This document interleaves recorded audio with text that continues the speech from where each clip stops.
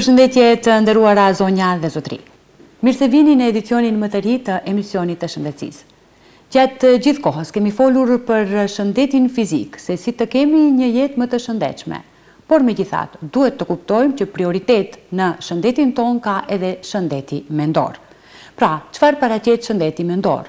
Duhet atë ta bëjmë prioritet për të pasur një organizëm krejtësisht dhe komplet të shëndetshëm. Për të folur për sfidat me cilët mund të përballet shëndeti ynë mendor, faktorët të cilët mund të bien deri në një shëndet më të dobët mendor, dhe njëkohësisht për të folur për parandalimin ndoshta të sëmundjeve të tjera që ndërlidhen si pasojë e shëndetit mendor, ne kemi nderin, kënaqësinë dhe privilegjin që në emisionin ton të kemi psikologen Zana Miftari Reka. Përshëndetje e nderuar dhe mirë se na erdhe. Përshëndetje Arian. Faleminderit për ftesën, është kënaqësi të jem këtu me ty. Faleminderit shumë për kontributin tuaj në adresë të shëndetit mendor të qytetarëve.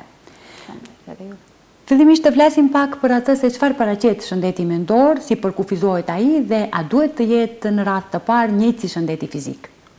Shëndeti mendor është një sferë shumë e rëndësishme e jetës së individit. Ka të bënë me atë se si ne ndjejmë, si mendojmë, si veprojmë, domethënë ka të bënë me një mërqenje tonë emocionale, sociale, psiqike. Dhe gjithashtu domethënë na mundson neve që më me lehtësi, domethënë shëndeti i mirë mendor, na ndihmon që më me lehtësi të përballojmë sfidat të përditshme por ato të cilat na paraqiten gjatë jetës. Domethënë është i rëndësishëm njëjtë si shëndeti fizik.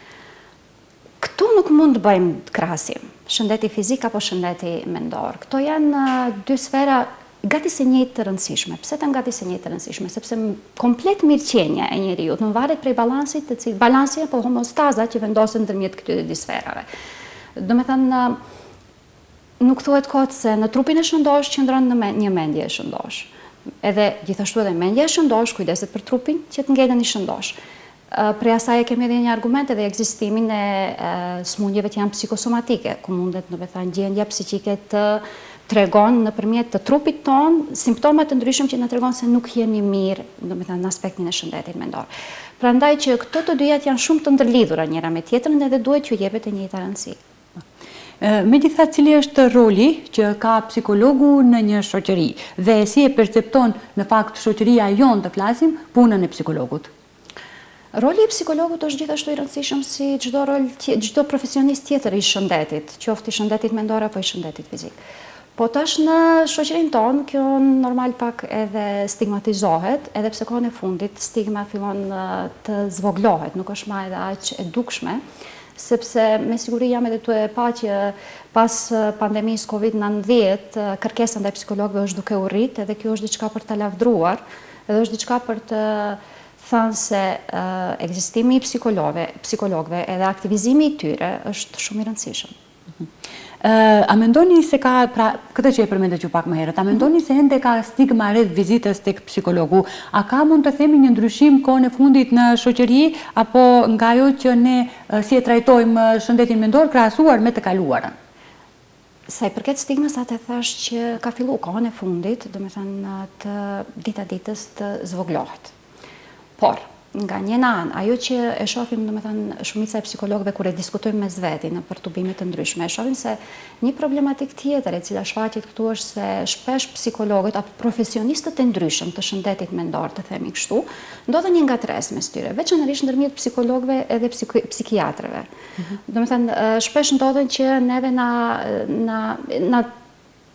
të themi se na quajnë si një lloj profesioni të njëjtë. Derisa jemi të folë për dy profesione komplet të ndryshme. Edhe ndoshta edhe stigma pak, jo ndoshta, po gati se jam e sigurt se stigma vjen edhe prej kësaj ngatrese, ku nuk mund të dallojë cili është roli i psikologut në shoqëri dhe cili është roli i psikiatrit. Po megjithatë të flasim pak për të kaluar ndoshta në atë më substanciale, nëse mund të quhet. Çfarë strategjish, çfarë metodash mund të themi që ju përdorni për të ndihmuar individet të cilët kanë shëndet më të dobët mendor ose le të themi që përballen me vështirësitë dhe problemet të ndryshme të cilët janë të pranishme në shoqërinë tonë?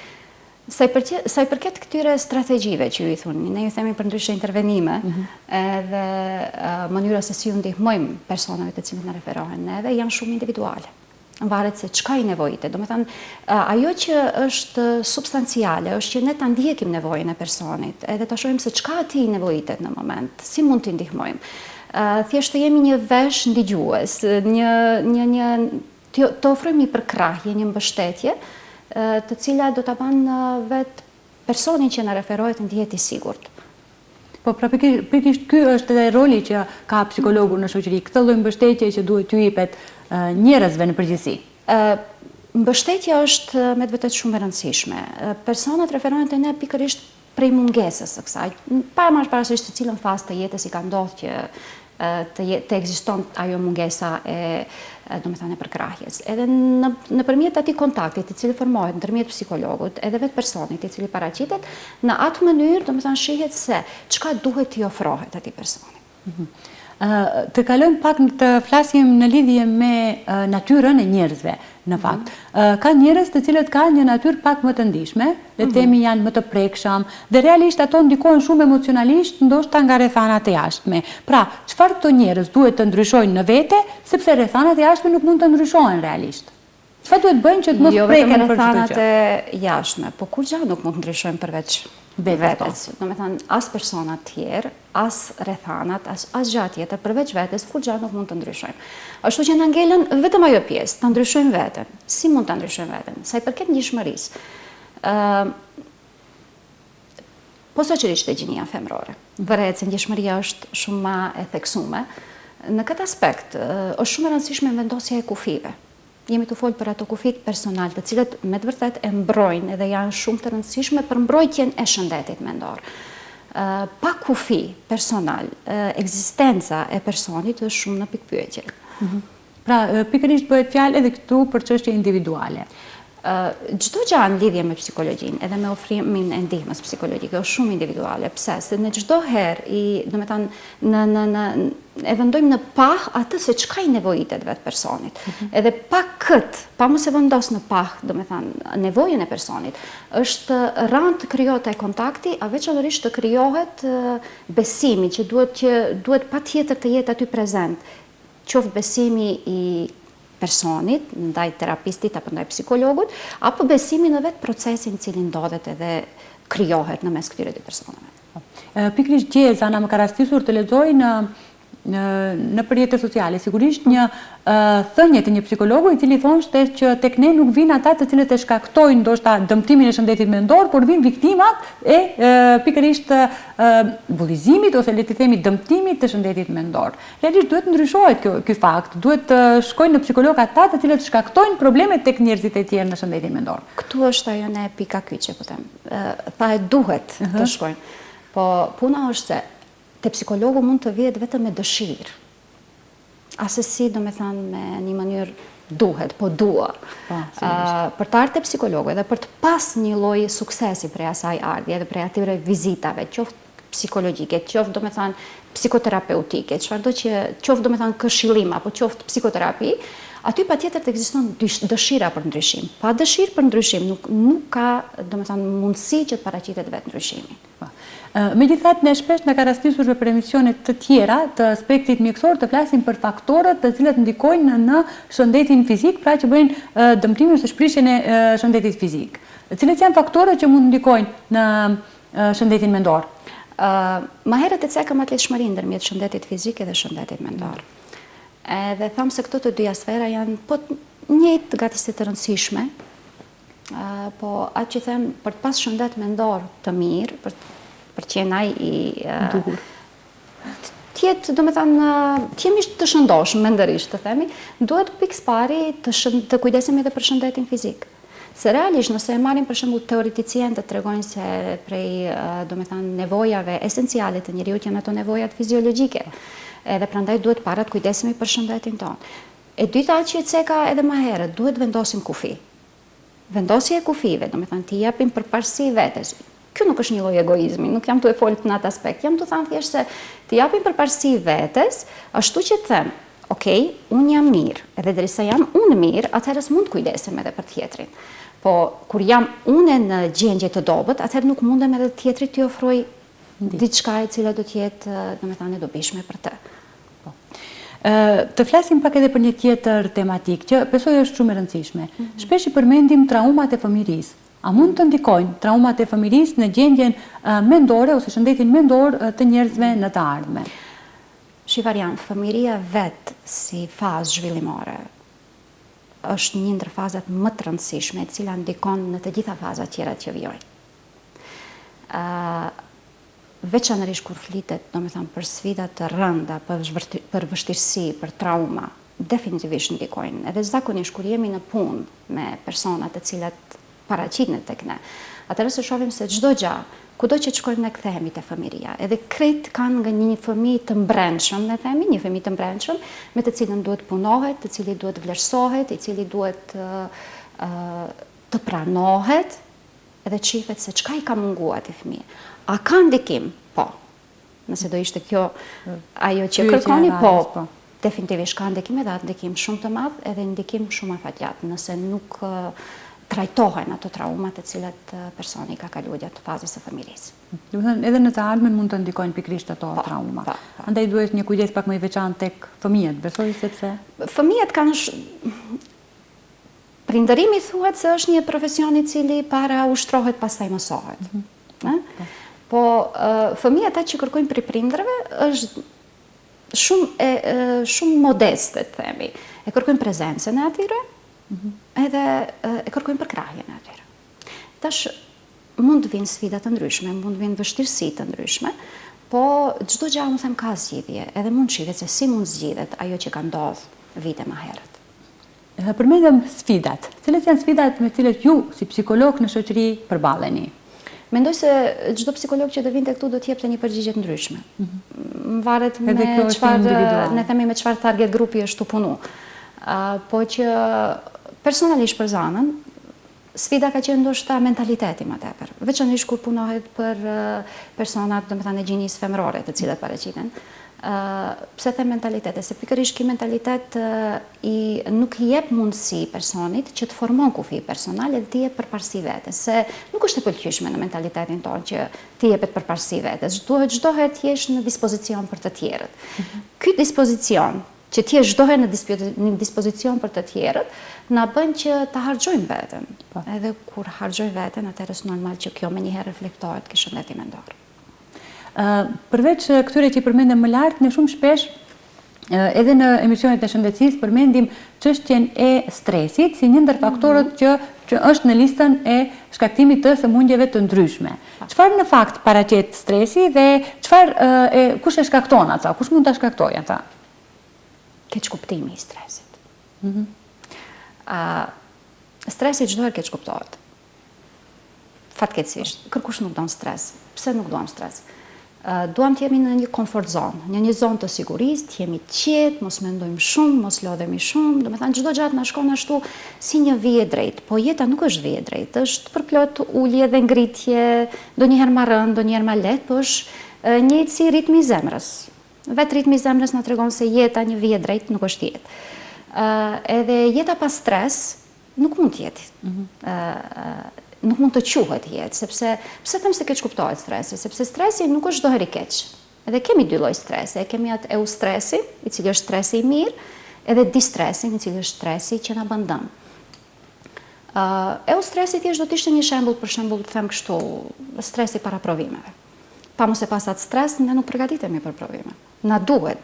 Është stresi i cili është nxitës, i cili motivon, i cili na shtyen që të veprojmë, që të reagojmë. Është i mirë dhe i dobishëm për ne. Problemi kur ndodhen, kur ne nuk e respektojmë këtë stresin e mirë. Atëherë paraqitet distres.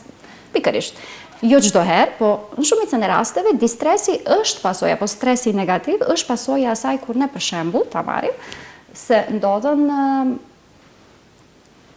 ta bëjmë një lloj shtyerje të përgatitjes së provimit. Edhe sjellim për shembull provimin ta përgatisin për shembull studentët ndodhen provimin e përgatisin 10 ditë para. Edhe ajo sjellën pastaj bllokime, sjellën frustrime, sjellën shqetësime, edhe distresin. Ktu është. Domethënë stresi nuk është diçka që mund të largohet, stresi nuk është diçka që mund të anulohet, është diçka që menaxhohet. Si e menaxhojmë? Menaxhojmë ashtu që vendosim prioritete.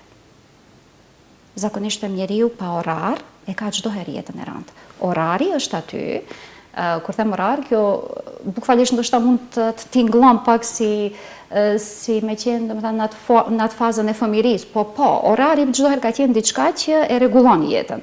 Edhe në këtë fazë, domethënë, kur flasim për stresin, prioritetet janë aty çdo herë të na ndihmojnë si ne mos ndjejmë shqetësim edhe të mund të rregullojmë sendet ashtu që çdo gjatë vijon në mënyrë të duhur. Ndoshta ky është pikërisht ai menaxhimi që përmendet ju i stresit, sepse këtu e kisha edhe pyetjen e radhës. Shpesh themi ta luftojmë stresin, por ta luftojmë është e pamundur. Nuk mund të jetojmë pa stres. Nuk mund të jetojmë pa stres, nuk mund të jetojmë pa stres. Vetë rutina është e tillë. Rutina, puna, jeta e përditshme, prindërimi, përgjithësitë e punës, edukimi i fëmijëve, përgjithësitë e punës. Këto janë krejt sende që japin stres, po është një stres i bukur. Është një stres i cili neve na nevojitet për të vazhduar, për të na motivu, thjesht për të jetu. Nuk jemi të folë për anulimin e stresit, nuk jemi të folë për atë që ta hekim, mos ekziston stresi. Nëse nuk ekziston stresi, nuk ka as jetë.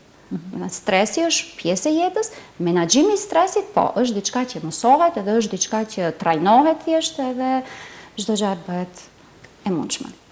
Megjithëse ne pak më herët përmendëm faktorët të cilët ndikojnë në shëndetin mendor. Të flasim pak për atë se si ne mund të bëjmë një jetë, nuk mund të themi pa stres, por pak më të qetë, të jemi më të shëndetshëm edhe të kujdesemi më shumë për shëndetin tonë mendor. Si mund të kemi një shëndet mendor më të mirë? Çfarë duhet bëjmë?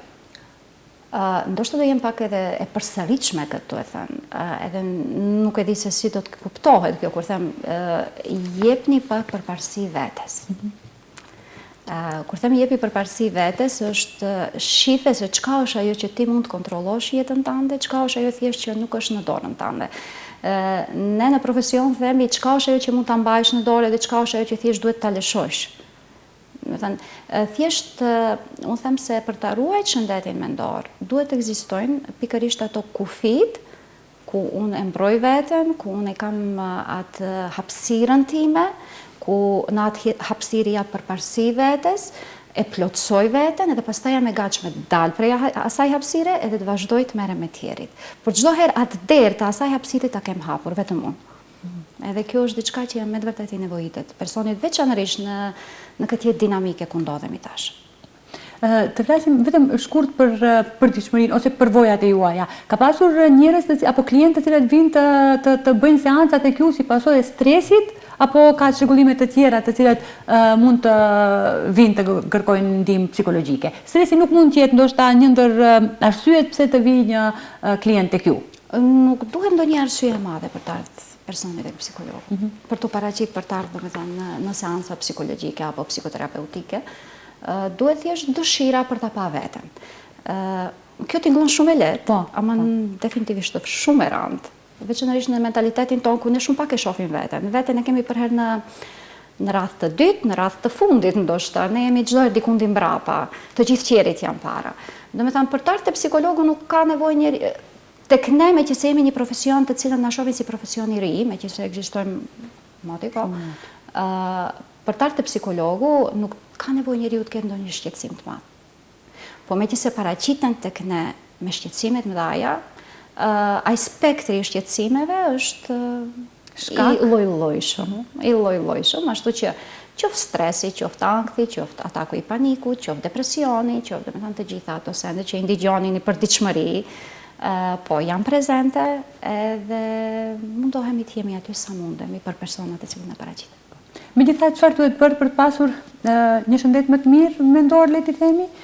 Dikujt ndoshta i ndikojnë ecja intenzive, dikujt religioni ose rutina fetare, obligimet fetare ndoshta, dikujt leximi, por megjithatë nuk themi që vuan nga një çrregullim, por megjithatë për të pasur, le të themi, një jetesë pak më të qetë edhe një shëndet mendor pak më të mirë. Disa nga këto përveç vizitës tek psikologu. Këto janë individuale, sigurisht. Individuale, definitivisht janë individuale.